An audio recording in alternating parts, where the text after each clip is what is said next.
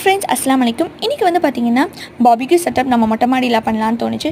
நாங்கள் first time வந்து இந்த பாபிக்யூ பண்ணும்போது பயங்கரமாக சொதப்பச்சு. இந்த செகண்ட் டைம் நாங்கள் இன்றைக்கி பண்ணோம்.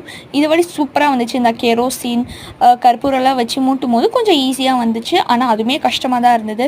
பன்னீர் டிக்காவுக்கு வந்து கேப்சிகம், ஆனியன், பன்னீர்லாம் வச்சு சூப்பராக மேரினேட் பண்ணிவிட்டேன்.